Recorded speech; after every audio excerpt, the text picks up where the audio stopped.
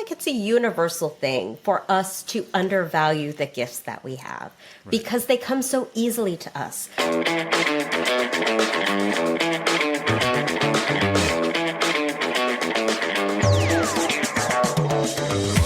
Hello there, it's me, Steve Meller, and welcome in to Growth Ready, the podcast that allows high performers to reveal the reality behind what it means to ready yourself for growth, the personal and professional challenges along the growth journey, while also allowing the high-performance executive coach in me to satisfy his curiosity toward what drives optimal performance.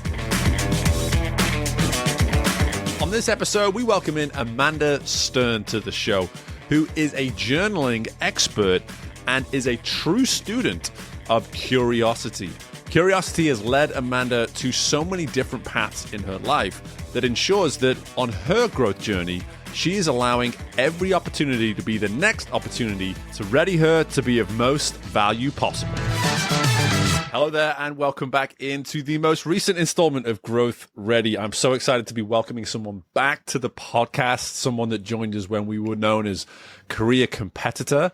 Something I've done this year is I've picked out about 6 to 8 folks from the last 3 or 4 years that I just said, I have to have them back on. I want to ask them the question that I now ask everybody, because could I have asked them that question back when they were on initially? I would have loved to have heard their response. And so I get to do that with Amanda Stern today. And Amanda, before we go any further, let me ask you what I now ask everybody else. What does it mean to you to be growth ready? Yeah, for me, it's always being curious to understand life doesn't always deliver us what we want it to deliver, what we think it should deliver, what we feel entitled to. And it's how we respond to the things that happen to us, around us, within us, and what we make of it that really opens up all of the opportunities in life. I love that. I love the, there's a cycle there.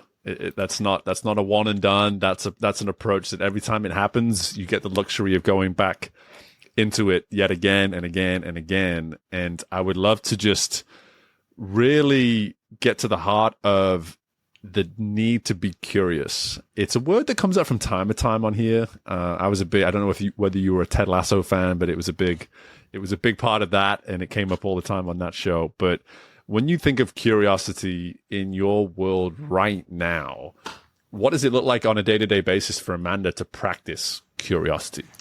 Yeah. So curiosity is one of my core values. It is something that I have always tried to embrace and always try to lead with when possible. It informs my approach with people. It helps me, when I'm curious, be more understanding and empathetic and be more able to meet others where they're at. It allows me to turn the same lens back onto myself and be curious about what I'm thinking and feeling and what I'm motivated by and where I can go from here.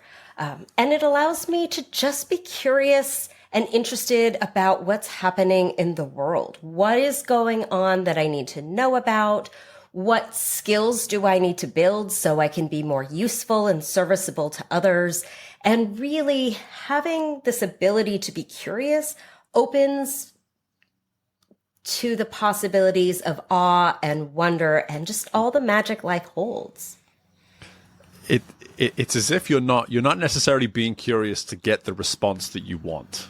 You're being curious and you're totally open-minded to whatever response or whatever, like to speak to the awe and the wonder that can come from just simply approaching life and relationships and oneself through this lens of curiosity. I love how you're putting that, because again, I think that's where curiosity we get wrong sometimes, is that we think we're practicing curiosity when really we're just looking for what it is we want to see. And I'm hearing the opposite. So I'd love for you to go further on that. Yeah, it's not easy. It's not easy because, like so many people, I want what I want when I want it. I want my life to unfold the way I think life should unfold.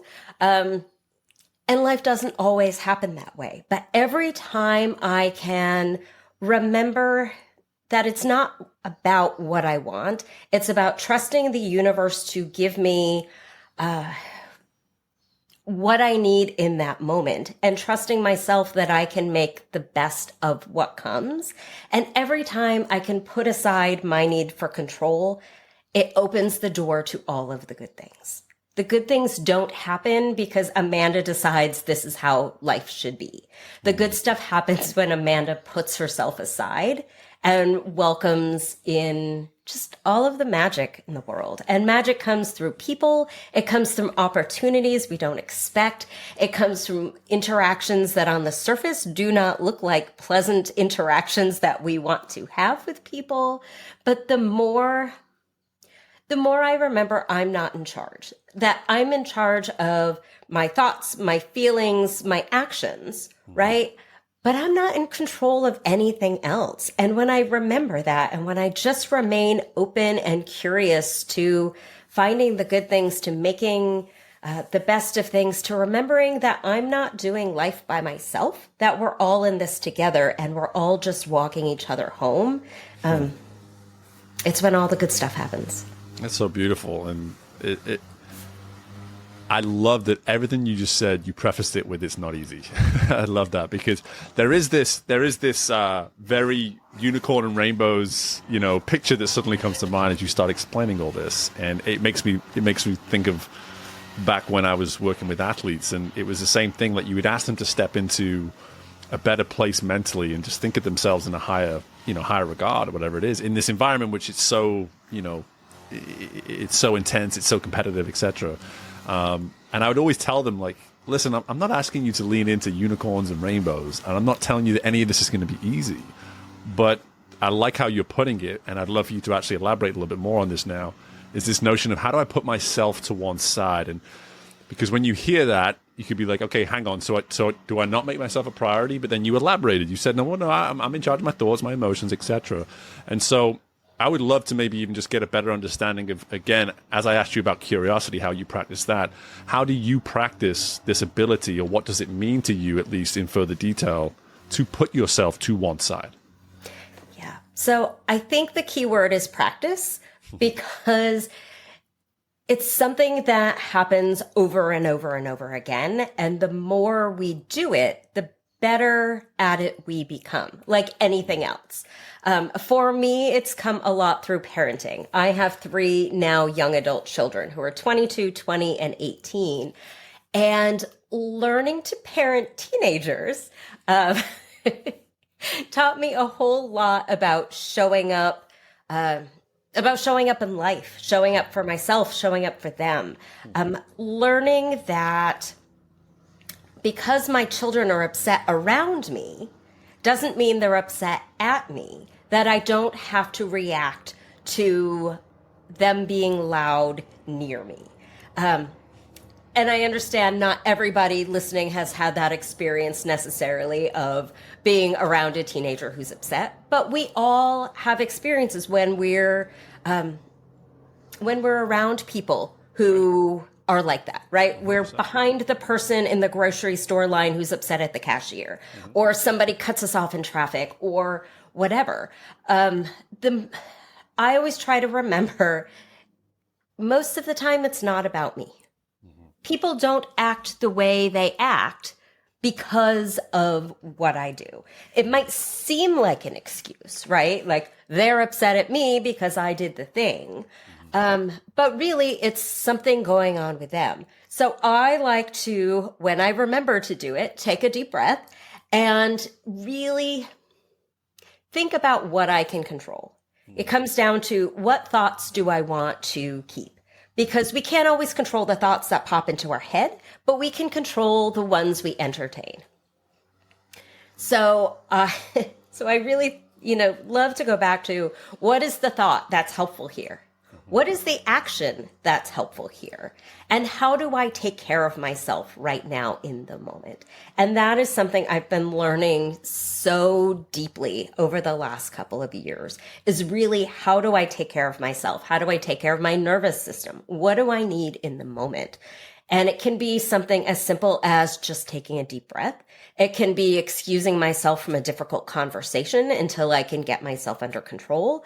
It can be just carving out an afternoon to just squirrel away in my space and not talk to anybody for 3 hours, right? So it's been a lot of learning who I am, how I want to engage with other people and the world, how I want to treat myself, how I deserve to treat myself. It's all been such a fascinating journey. And what's incredible is it's been a couple of years since you came on the show originally, and without even giving me examples yet of what it is you're doing today, I can hear it in the clarity and the conviction with which you speak. And a lot of what we spoke about the first time on, we talked a lot more about your background, the way I used to do the show, a bit more biographical, and then we kind of came into the present of what it is you're doing today. And what I love about everything we're talking about so far, Amanda, is that you can hear it as you prefaced it then.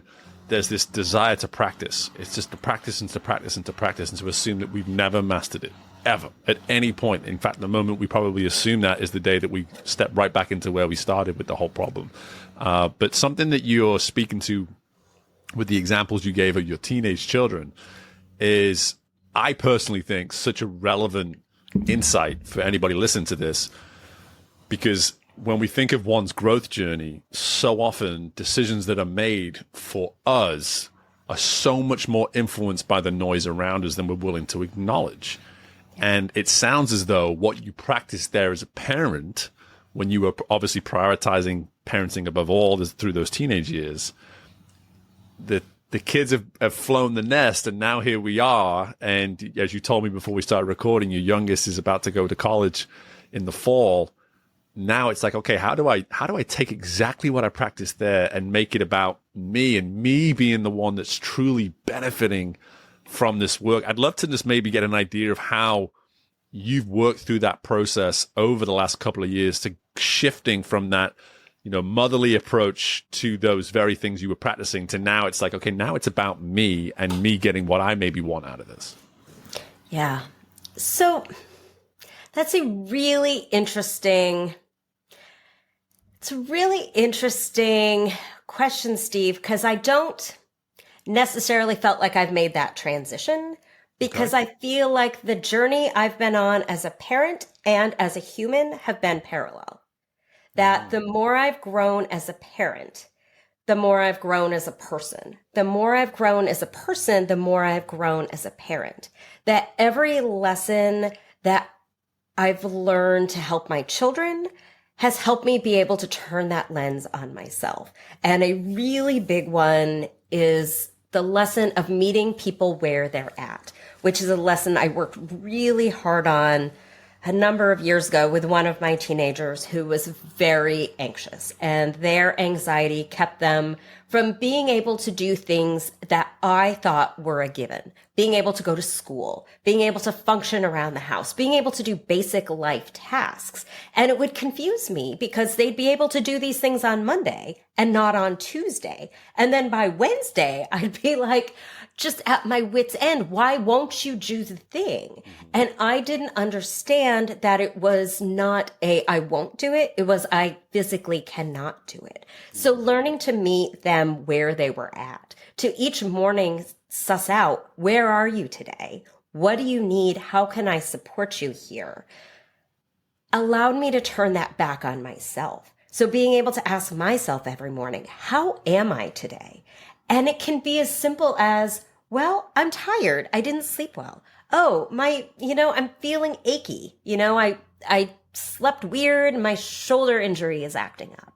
Or, I'm feeling like I maybe didn't eat right yesterday. I need to eat better today. So being able to tune into where am I at right now and what do I need so I can show up in the ways that I want to show up has been really, really powerful. You brought it back around. I was going to just immediately speak to it again. Is that notion of showing up is like I don't know. It's one of those terms where there's no doubt there's a subjective component to it. It's just like, what does it mean for me to show up versus whatever your interpretation of that might look like? But Again, going back to the idea of practicing, when did you start to just simply put the value that you clearly put on it today to the importance of how, or even just caring, like, why should I even care about how I show up? Because I think self-awareness is one of those that the statistics show that 90% of people think they're self-aware and 10 to 15% of people are actually self-aware. It's just like, so what, for you, where did that become a necessity so that, hey, I know I'm showing up in the right space?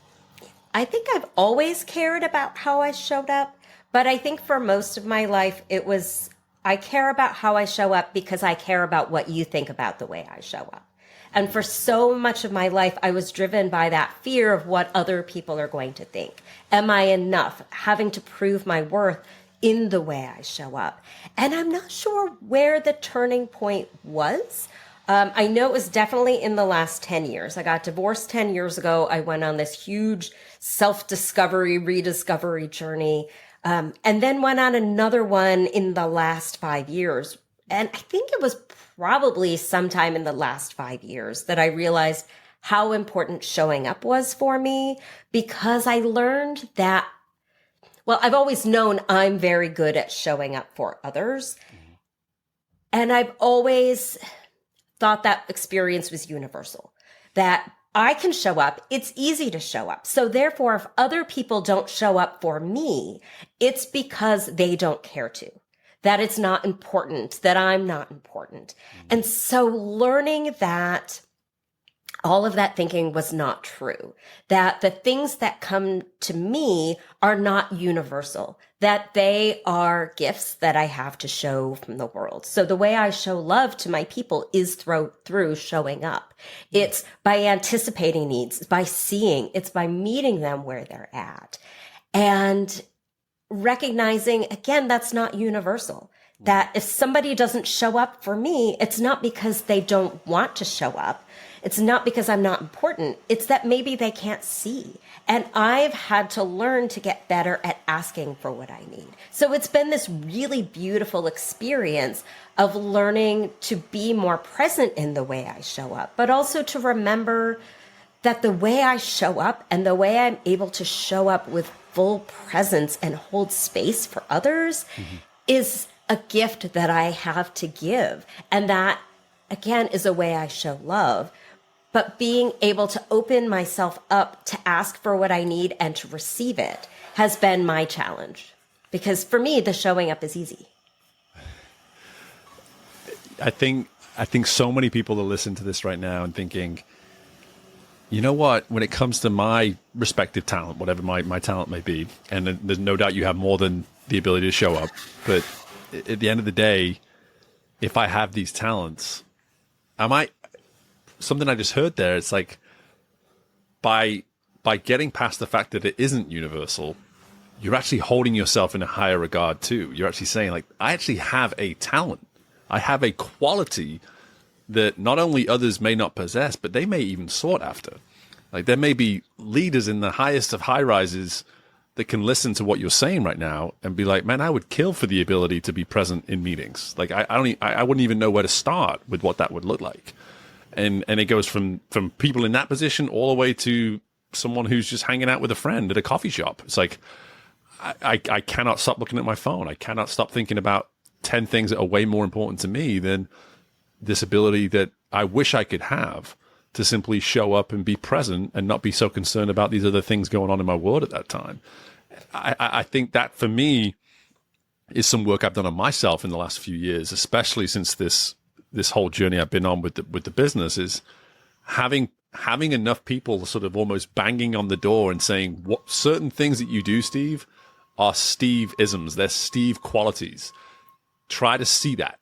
Try to understand that the way in which you do fill in the blank, that is a Steve thing, and it's something I value in you, and you need to start realizing it's unique. And I just sort of go, the humble British guy in me is like, whatever. But I in valuing in that more, putting that value in that more, to your point, it's actually allowed me to, and I love how you put this, it's allowed me to show how I can express my appreciation and my love for you. When I use my talent for you, that is as big as an offering as I can possibly make. And that's what I'm hearing from you. Yeah, absolutely. And I feel like it's a universal thing for us to undervalue the gifts that we have because they come so easily to us. So it seems like an obvious. They must be something that comes easily to everybody. So being able to own, no, this is something that's special to me, a gift that I was given so that I can show up in a certain way in the world is really powerful. And remembering that we each have our set of gifts that we have to share. So mine are an opportunity to give to the world, but yours are an opportunity to show me where I can receive. And just remembering that we're all in life together. And when I use that lens, it makes it so much easier to be gentle with other people, to be tolerant of things that might rub me the wrong way. Because we're all coming to life doing the best we can. And we're all coming to life with a different set of opportunities, skills, gifts, challenges, experiences. And if I can take all that package that I have and turn it into something that's useful for me and for others, then that's my challenge and my gift and my opportunity. Yeah. Yeah. And talents aren't in competition with one another. You know, you don't need to have the loudest talent in the room. You don't have to have the talent that's having the greatest impact in the room, whatever it may be. You just simply have to understand that when you are aware of your talent, how can you use it at times when it's most could be most use to somebody. I was just joking with someone on a call before this, actually, that whenever you go to coffee with Steve, if you think you're going to remain at the surface throughout the coffee, forget about it. Within the first 5 minutes, you're going to say something that forces me to ask a question that you probably weren't expecting me to ask you. And now we're having a much deeper conversation. And some people aren't ready for that, and that's okay. But I try to meet them in those spaces with, like, I'm not asking this question for my benefit in any way, shape, or form. I'm actually trying to help you maybe see something that you're currently unable to see, and I want that for you. I want that for you. So I love that. I love all this, and where I want to just transition a little bit to now is the time between since we last spoke and where you are today, and maybe even just helping us understand how, whether it be on a personal level or on a professional level, how you've been practicing some of these insights that you've already provided to us, and just allowing us as well to just simply understand when Amanda continues to strive to be the curious individual that she is and to find ways to respond to others and meet people in other places, what some of those results have maybe been of late. So I'd love for you to maybe just to kind of give us an understanding of what's come for you in the last couple of years and how you've maybe been practicing some of these very insights that you've shared with us already. When we last spoke, Steve, I was building, I don't even know what to call it. I was building a community, a world, an environment of journaling. I've been a lifelong journaler. It's been an incredible tool and practice that has helped me in so many ways. So when you talk about me being curious, me showing up, me, all of these things you've talked about, journaling is that practice and that tool that I use on the regular to help me really know myself and move through the world with intention. So when we last spoke, I was building this world of journaling, teaching other people what journaling is, how it can help them, building these communities, teaching workshops, working with people individually. And I think you had asked me, where I saw that going. And I was like, well, I'm pretty sure I want it to be a part-time thing, maybe a full-time thing, but I don't know, because I also love so many other things. And as I moved through the last couple of years, that grew, my community grew, the impact I was having grew, it all felt really good. At the same time, I was also holding down a 9-to-5 as a librarian, and I loved the work that I was doing. And then I reached a point last year where I really came to the end of what I could do in that position. I really, it was a position that had been created for me, and I did it. And then one day I was like, I'm done here. What's going to be next for me? And my first thought was, I will go all in on this journaling. It makes the most sense. And I went all in and very quickly learned my initial impressions were correct and I didn't want to do it full time. Yeah. So the question became, if this is not my full-time thing, then what do I do next? Because the more I realized that it wasn't my full-time thing, the more I realized that that beautiful world I was building, I had been building really as a shelter in the storm of the last few years of my life. I had a really tumultuous 2024. We had a death of a family member that I was not close to until the very end, and I was able to show up for themselves. And this is a story I should have shared. It was supporting my former mother-in-law through her end-of-life journey, which is a story that could take up an entire podcast. But when I think of showing up, I showed up for her, for myself, for my whole family in these beautiful, beautiful ways, and then had some other challenges last year.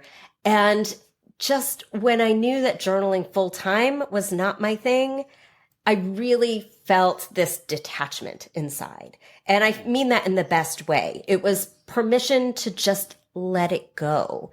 And what I had been building had served its purpose. And while I'm still teaching workshops and helping people, I know it is not what I am called to do in this season. So the question was, what is next for me? And I really had a couple of months of really intense struggle because I couldn't find that thing. I am somebody, again, as curiosity as one of my core values and caring so much about how I show up in the world.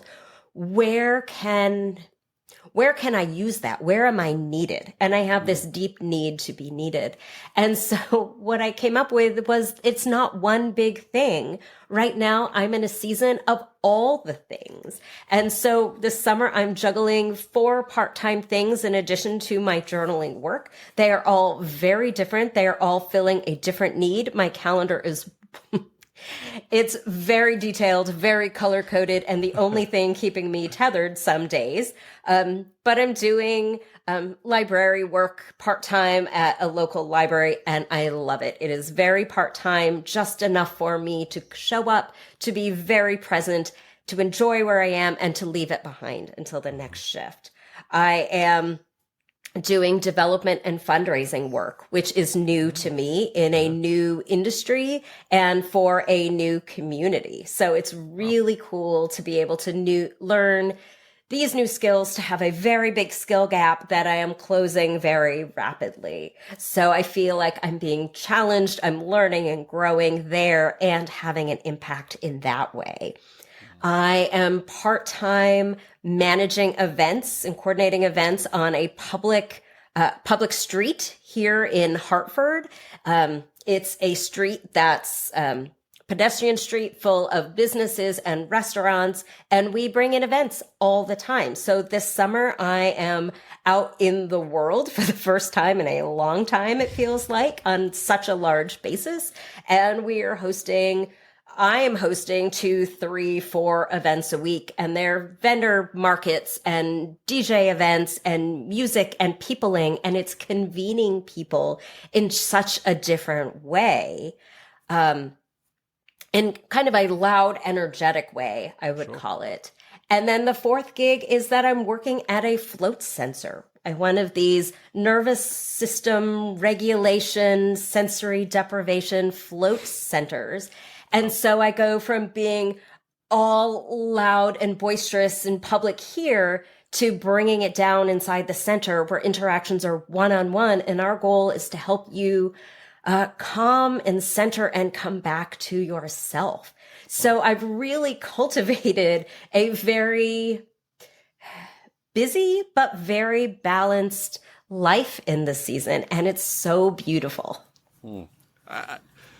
I said it to you, and for everybody listening, I asked a similar question to Amanda before we started recording, and I said, "Don't tell me what the 4 jobs are. I don't want to know. I don't want to know. I want to find out with the listeners." And diversity, I don't think even starts the explanation, and I absolutely am here for all of it, because I think something I get kind of sick and tired of on the average podcast where we talk about high performance and things like that. And we're all about high performance on this show. But there's this one lane mindset. It's like, I got to find my lane, stick to my lane, stay in my lane, all this kind of thing. And I've probably given that advice at some point 4 or 5 years ago, especially when I was literally in swimming and people had to stay in their lane. But the fact of the matter is, as I've developed, as I've grown, as I've created all these new roles in my life, whether it be a parent or whatever it might be, I am at this point where I just go, okay, why does it have to be one lane? And I love the reframe that you actually provided about 15 minutes ago when I started to observe your story as, you're a parent, now you're shifting, and you said, well, it wasn't a shift, it was an alignment. And I was able to move from both. And here I am now listening to that and looking at my life and saying, that's really what I've been exposed to in the last 3 or 4 years. And I even look at my business and I go, there's like 3 or 4 lanes to this business. And I get the advice all the time, Amanda, like, what's the one thing you offer that nobody else offers? It's like, I hear you, like I hear you, but can I offer that one thing in a couple of different ways? Is that possible? Can we at least consider that? Yeah, the one thing you're offering is you.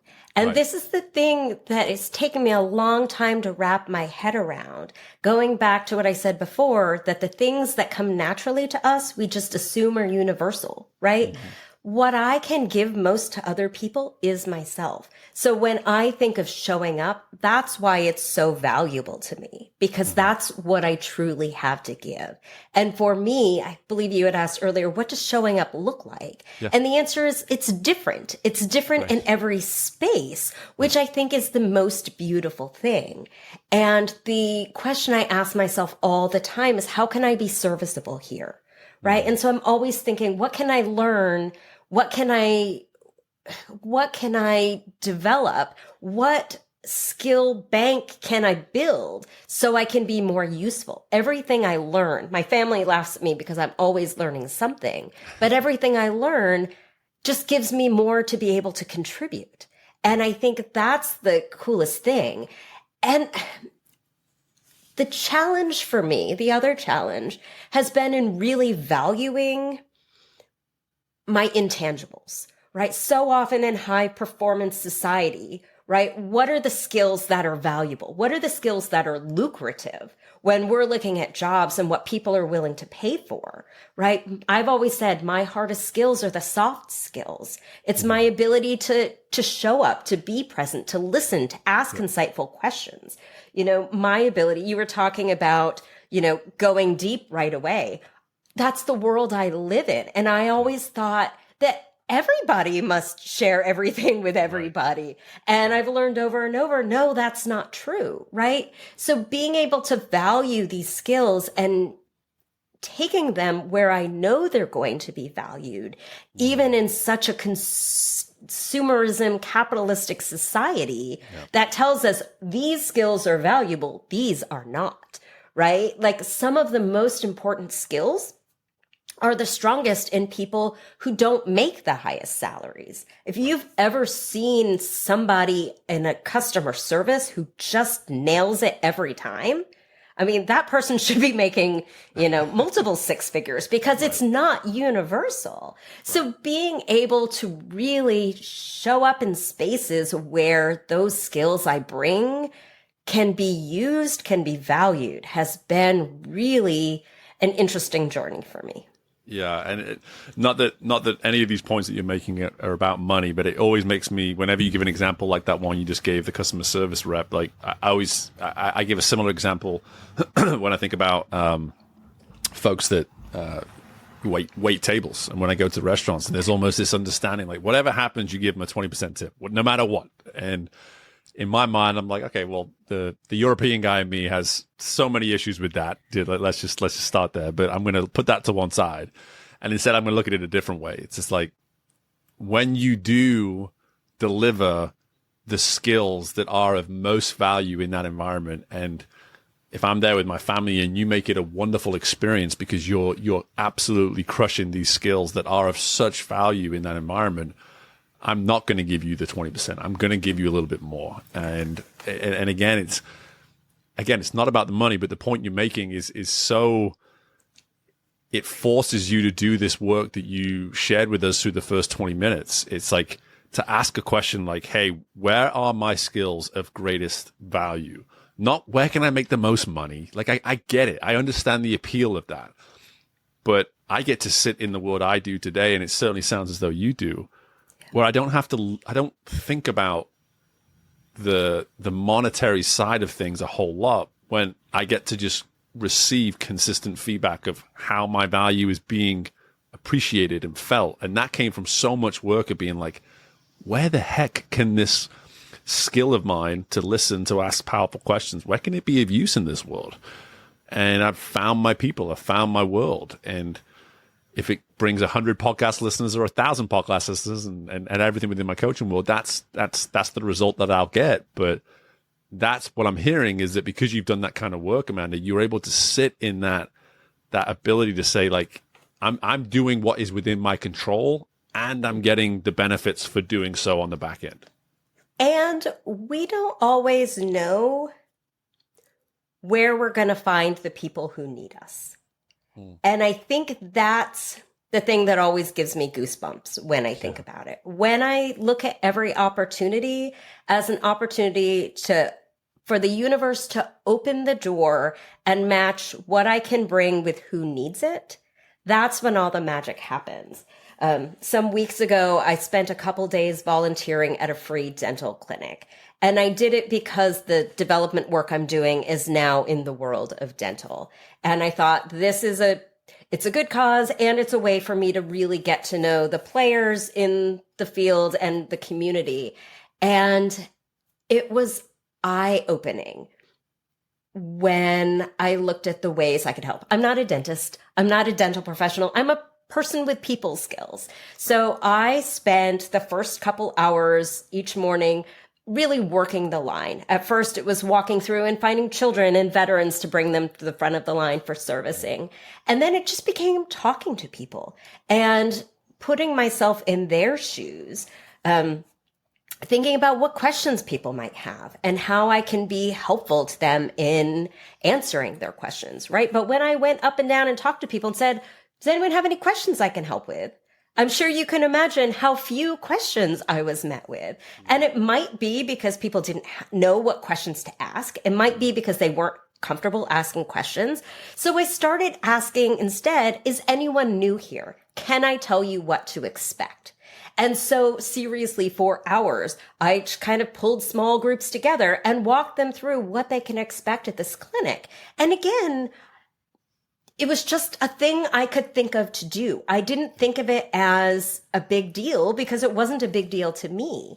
But when I saw people inside later in the day and they said things like, wow, I'm so glad you told me what to expect. I was so much less nervous coming in here. Or when I left the second day, talking to the dentist who ran the line and did the triage, they were like, holy cow, you were incredible. The way you just spotted a need and filled it, just was the best example I can think of how we don't know who needs us until we show up and start giving.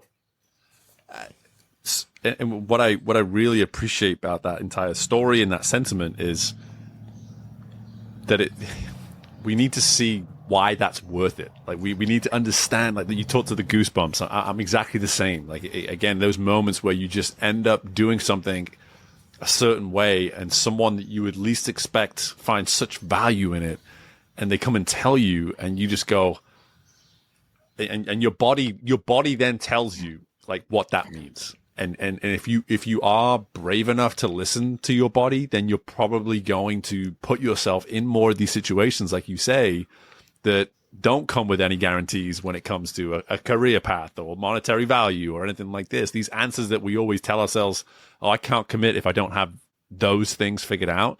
But what I love about, even going back to your initial response to my first question, is that so much about the process of curiosity to then respond to things that come our way in the hope that it will create opportunities, or the knowledge. It's not even hope. It's like, opportunities will come your way if you approach it with curiosity. And if you're open to responding to what you receive in those moments, opportunities will undoubtedly come. And I'm hearing that just in abundance right now, at least within your world. They absolutely come, and they come in ways that we don't expect. So when I show up in the world with the attitude of, here are the gifts I can bring, here are the people I'm going to help, it never ends up that way, and I end up very frustrated. Right. When I go into the world very open and curious with the intention of letting the universe work its magic and letting the opportunities unfold. When I bring all of me in the best, most appropriate ways possible, and every interaction is different. But when I just put myself out there and allow for the magic of the universe to do its thing, that's when life feels the best to me. Yeah. Not when I hold tight to the reins so I don't let go, right? Because as much as I want to be in control, I don't usually know what's best. I often know what's best, but I feel like there's always something greater that can see more than I can with my little scope of vision.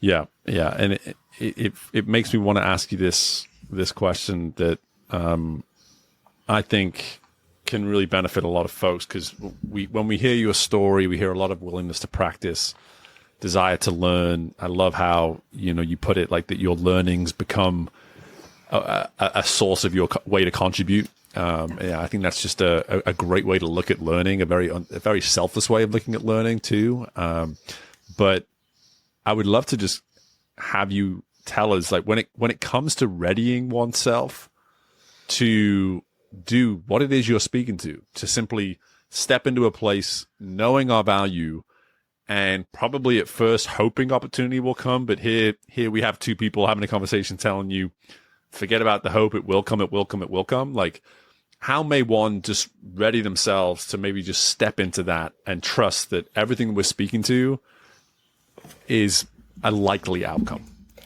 For me, it's knowing myself. And knowing myself is not a one-time deal. Knowing myself takes practice because I'm different every day. So that's where my journaling comes in so deeply, because that's my opportunity to get to know myself. Who am I today? Where am I at today?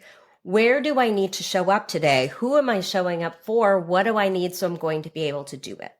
Right? Which is not only what do I need to be able to do, but what supports do I need? Do I need a nap today? Do I need to eat an extra big breakfast? Do I need to wear my most comfortable shoes? Do I need to carve out 4 hours to hibernate tomorrow because I know I'm going to be exhausted?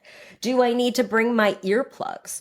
Right? I have learned in the last few years how sensitive I am to other people's energy and noise. So it's not uncommon for me, if I'm out and about, to pop in a pair of earplugs. And most people don't even notice I'm wearing them, but it takes the energetic noise volume from a level that's uncomfortable to me to a level where I can focus on people instead of my own discomfort, right? So being able to just assess every day those basic things is critical for me. Also to keep a record of the success I'm having, the impact I'm having. What am I proud of myself for today? Who did I show up for? How did I show up? What would I want to repeat? What opportunities came because I showed up in this way? To really make those connections, because for so much of my life, these things were happening and I just took it for granted that things just happen, right? But things don't just happen. They happen when we're prepared, when we show up, when we bring the energy, when we care, right? So being able to make those connections, to notice the synchronicities is super important for me.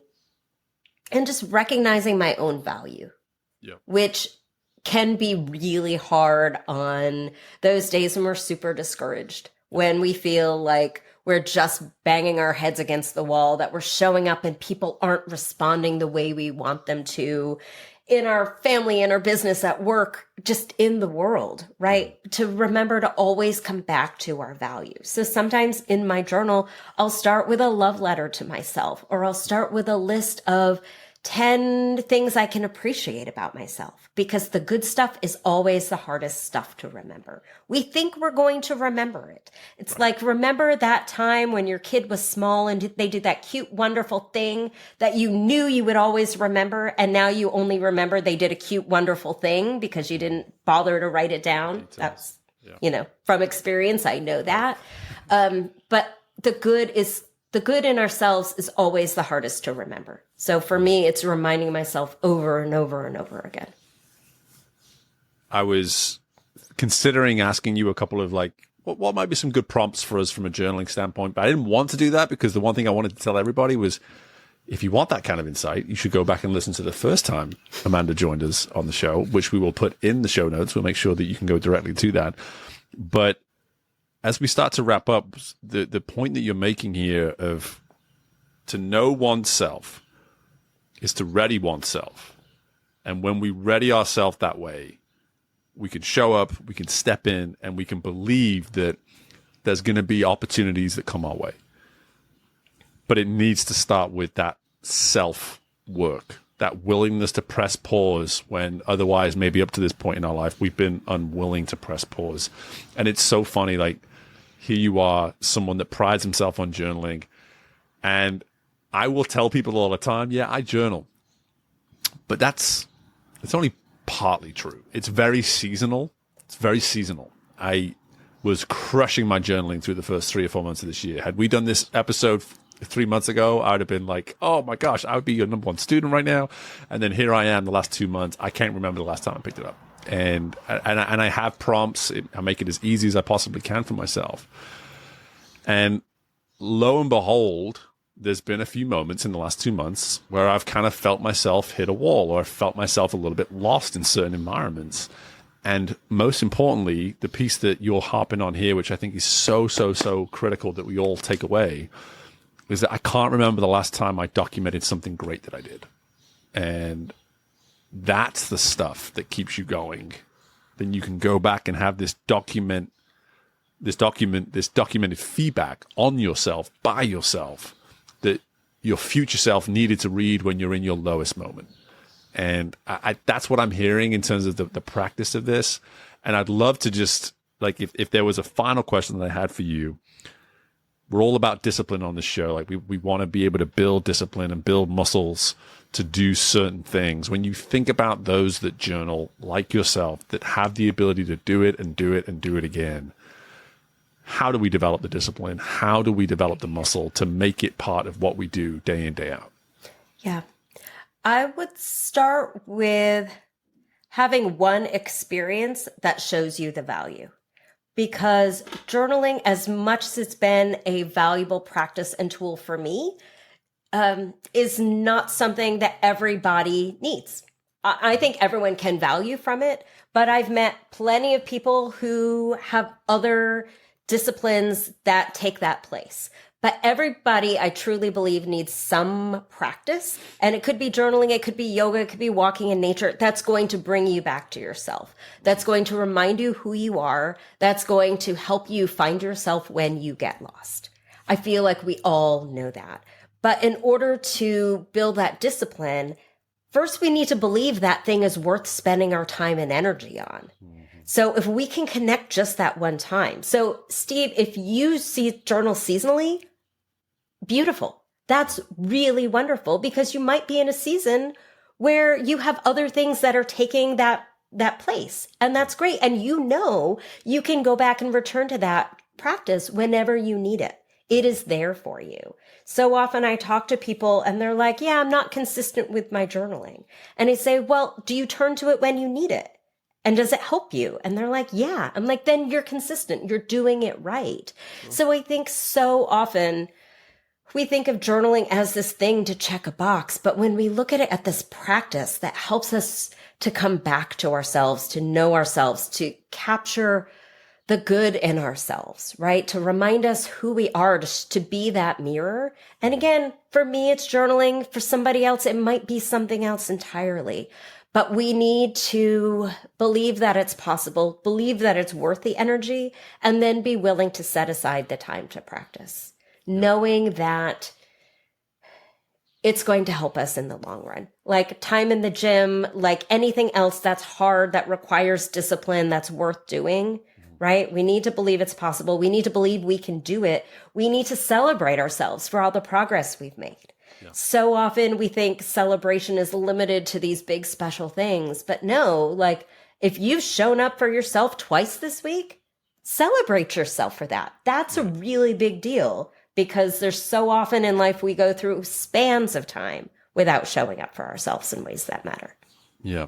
Yeah. There's no doubt that value, personal value, self-value, however you want to put it, has been this really nice just through line through this whole episode. And I think when we can just simply not only recognize our value, but actually do the work through, whether it be journaling, whether it be just day reflection, whether it be in the gym, whether it be meditation, whatever it may be, if we can just tell ourselves that we are worth putting that investment in to better understand that value that can be the output, then all of this becomes worth it. And Amanda, every reason that I had for bringing you back on has been confirmed, and more so. Just so wonderful. I don't know where the last 50 minutes went, but they went somewhere, and I had a blast doing it. And in the meantime, firstly, just best of luck as you continue to juggle so much in your world on a professional level, on a personal level. But before I let you go, as always, where can we learn more about you? Because I know you're certainly going to gain a few followers out of this. I'd love to just share that with our listeners. Where can we learn more about you? Yeah, the best place to find me is on LinkedIn at Amanda Stern Journaling. I've been a little quiet, but I'm still there. So find me, connect with me, send me a message. I would love to cheer you on and support you however I can. Yeah. Well, this episode is going to give you a reason to be loud on there again, and to push this out there a little bit. And last time I actually looked at your LinkedIn about an hour ago, and you're like 400 followers short of 10,000 now. So we gotta get a few more added to that through some of our listeners, and see if we can help you get to 10,000. Not that it's all about that, but that's always a big milestone, right? It's always a big milestone. Sure. Amanda, again, thank you so much for the time. Such a pleasure catching up, seeing you again, and yes, just thank you for all the insight. Yeah, thank you, Steve. This was so great. Appreciate you. And my thanks again to Amanda for joining us on this episode of Growth Ready. And here is what I really want you thinking about and asking yourself as we close today. Where are my skills valued? When was the last time you asked yourself that question? Has it been a while? Are you aware of where your skills are of value? It should be obvious to you. And I say it that way because what that does is it prefaces the fact that you should be doing enough work, firstly, to know where your values lie, and secondly, where those values can be of value to others. So if I were to ask you that question again, where are my skills valued? And you cannot convincingly tell me exactly where those skills are of value, then it just means that you've got some work to do. You're not doing anything wrong. There's no problems. It's just an opportunity to lean in.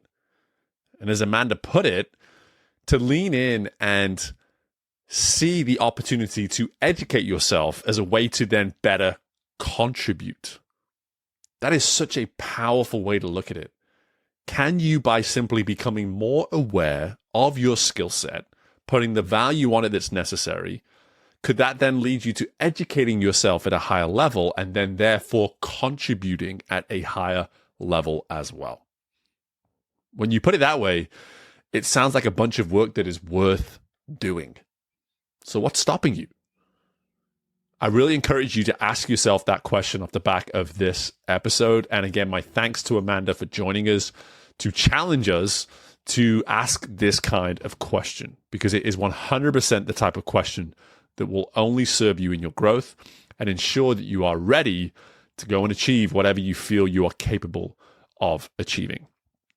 As always, thank you so much for listening to this episode. If you wouldn't mind taking the time to rate this episode, if you're listening to us for the first time, subscribe to the show as well. And of course, this was so beneficial to anyone in any walk of their journey that you should be sharing the episode with someone in your world as well. If you loved what you heard, I would definitely love to hear from you. So steve@growthready would be the place to let me know that. That's steve@growthready.com so that I can know just how well you are receiving this episode. If you have any questions about the episode, and who knows, maybe you listen to this and thinking, I wouldn't mind actually being on this show. I think I have a lot of value to bring of my own. I'd love to hear from you. In the meantime, best of luck with anything and everything you have going on in your world. And I look forward to doing this again with you very soon. Bye for now.